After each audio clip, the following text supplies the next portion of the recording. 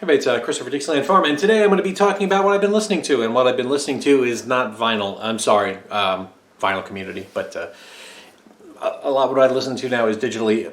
I listen to a lot of newer music, and it's expensive to get it on this stuff, and I don't know if you know this, but the economy is not doing as well as people say. While we're all making money, making more money than ever, everything is costing more money. So you bring in a lot of money and you spend a lot of money. It's now a less net. Gross is fine, but the net is bad. I mean, my groceries have doubled. I don't know. And certainly stuff around the farm has gone up. So I guess stuff digitally, unless it really means something, or it's super cheap on vinyl. First artist I've been listening to is someone named Kate Davis. Kate Davis became slightly known in the public from a band, Postmodern Jukebox, which I don't know anything about that band, but I do know the one viral hit that they did, which was all about this bass, all about that bass, but done like in a jazzy 40s, not Andrews Sisters, but something like that, you know, kind of style. And I think you probably may have seen that because it was a big viral hit. And she was classically trained, leaving it all in.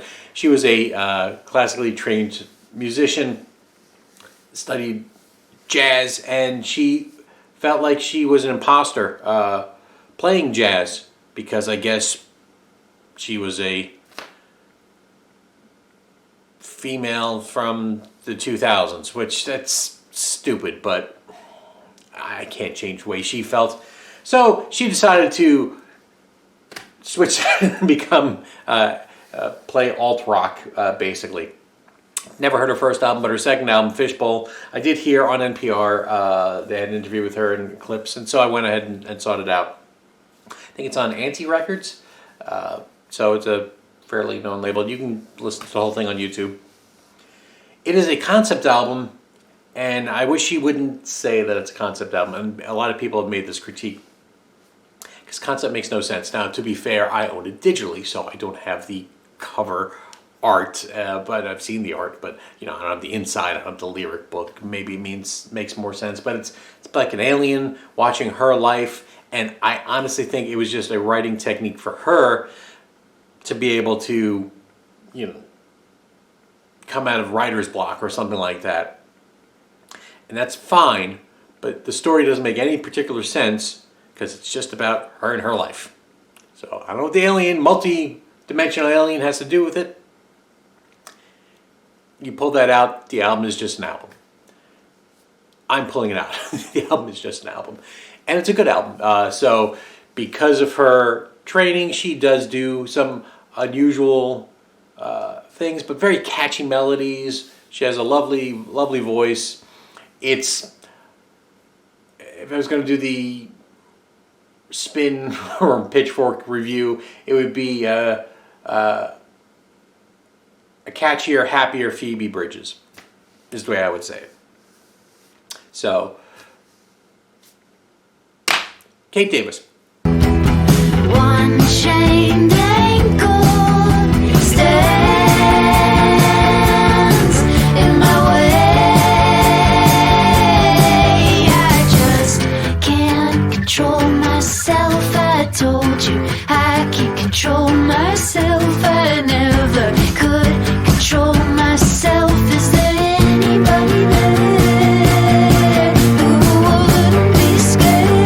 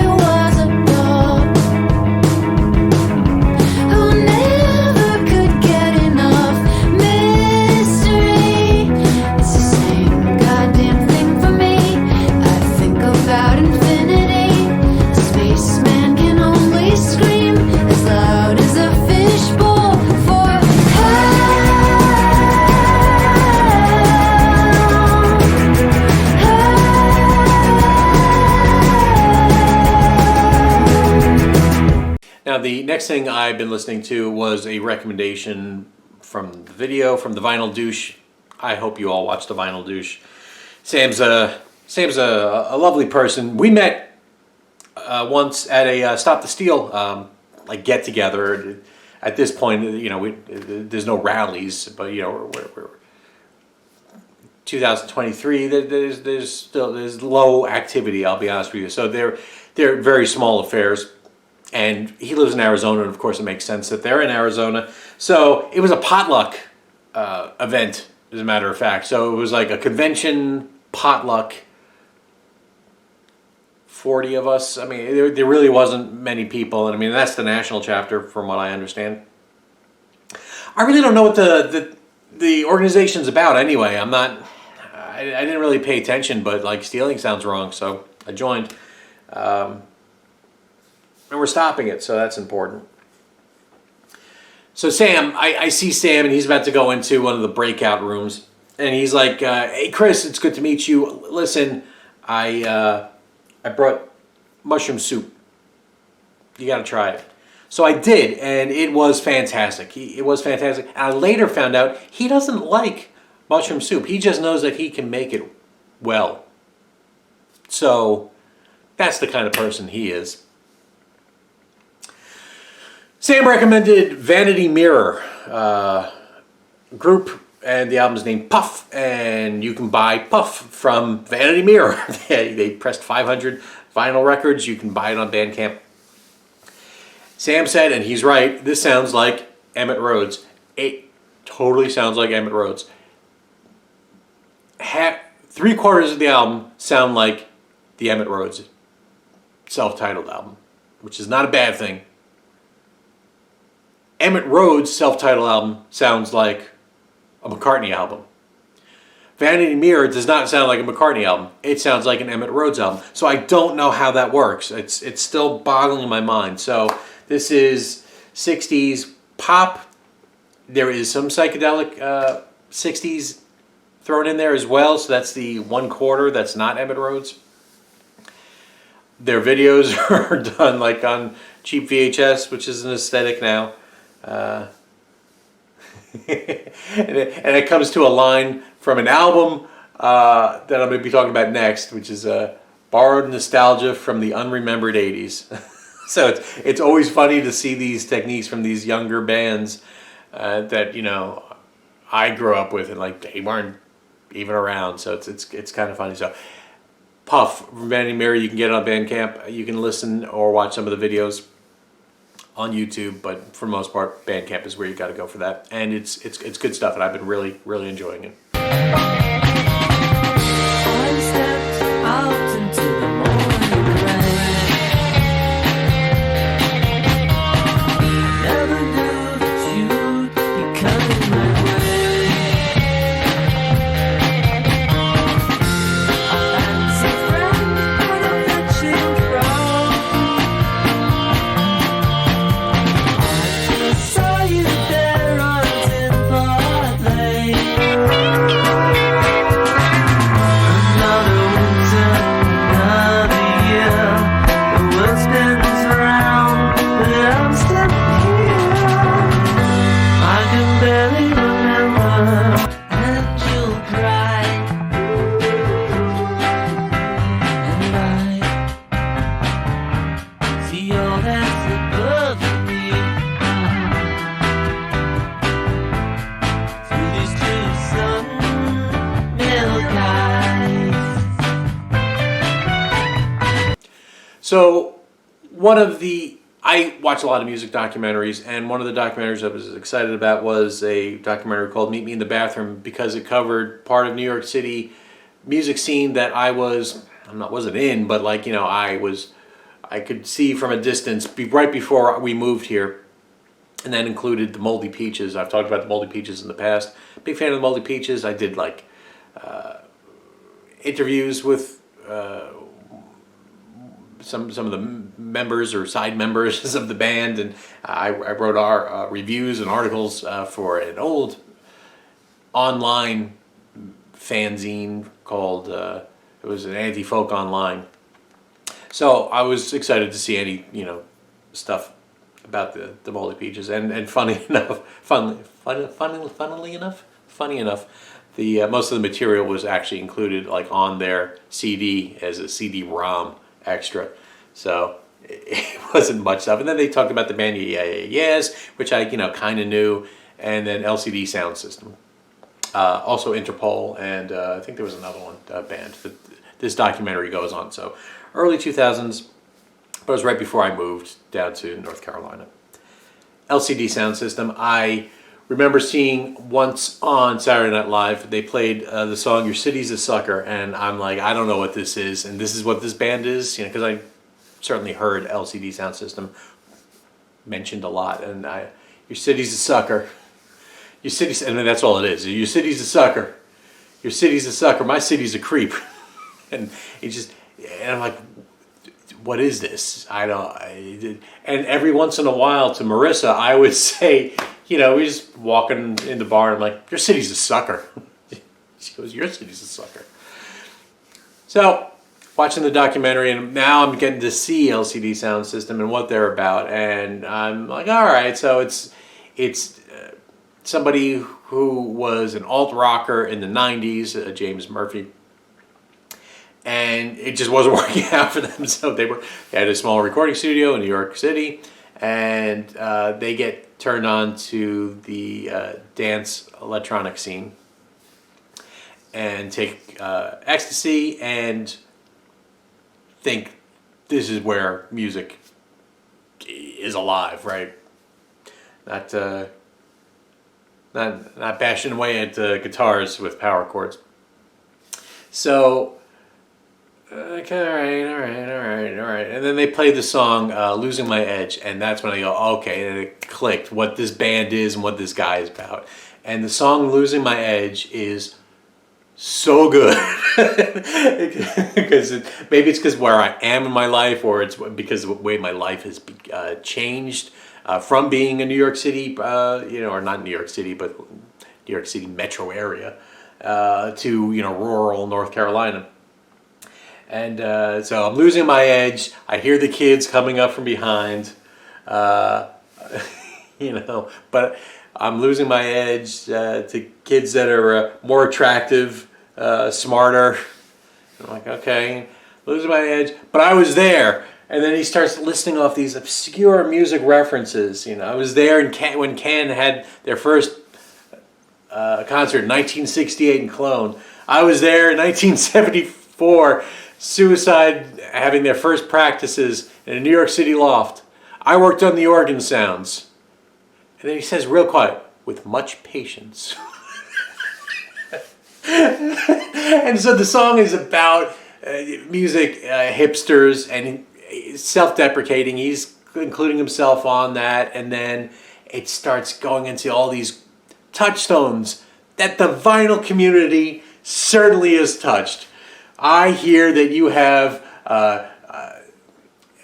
German import Niagara records. Which I have German import Niagara records, and they name drop Can and Pere Ubu and Daft Punk and Gil Scott Heron, and all of these things that you would have seen in the early vinyl community. So that song was 2005, early vinyl communities 2008 to 2012, and you start seeing all those hipster things in this song, and it's such a good song. So then the rest of the album starts clicking and making sense, and there is some droney stuff. So first song, the only I think hit they really had was Daft Punk is Playing in My House. But then there's other songs, and there's humor in it, and it is electronic. It's 808s, it's the Groove Masters, it's 303s, it's definitely that, but it then occasionally has real drums, and there's a song on there that certainly could have been an Eno song. So this is the self-titled album, LCD Soundsystem. Started going into their other catalog. Now, I'm always a music snob, where I think an artist's first or second album is their best album usually, and then it goes downhill. And so the first album is rough, and it's indulgent. I mean, what music isn't? But it's they don't have an audience to get rid of. So they don't care about having to placate that audience, right? And artists usually then have to worry about that once they start having a career. So the second album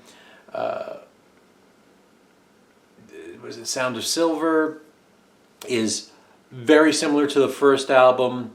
There's a little more 80s music and a little more, and James Murphy's even made fun of this.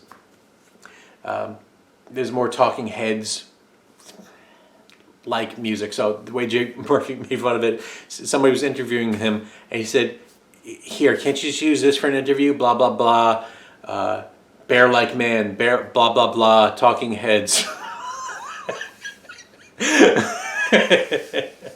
So the other albums was is it This Is Happening, I think, is the third, and then American Dream. Those albums start getting way more into the Talking Heads 80s art rock, but they didn't completely abandon the electronica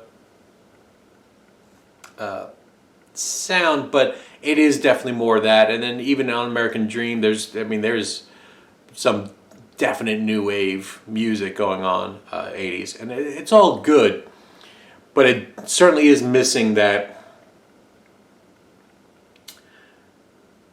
New York ironic detached hipster vibe that the first album has. So It's like a fat guy in a t-shirt doing all the same.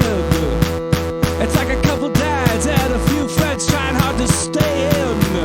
With history that I'm tapped. You're passing easy, I'm tapped. You're pillaging and I'm tapped. For best results, well, I'm tapped. Here comes a repo, up with the repo, killing all the same. They say the bad guy is on his pyramid, running pulled up labor. I'm losing my edge to the internet seekers who can tell me every member of every good group from 1962 to 1978. Although I'm losing my edge, I'm losing all the kids to the Tokyo Brooklynites and Berlin in little jackets and borrowed nostalgia for the unremembered 80s. Well, I'm losing my edge. I'm losing my edge. But I was there. But no, I don't know where to begin when we're North American. But in the end, make the same mistakes all over again. Come on now, Americans! We are North American. This is the time, the very best time. So give me a line and take me home. Take me over, but dashing the hopes and smashing the pride. The morning's got you on the road.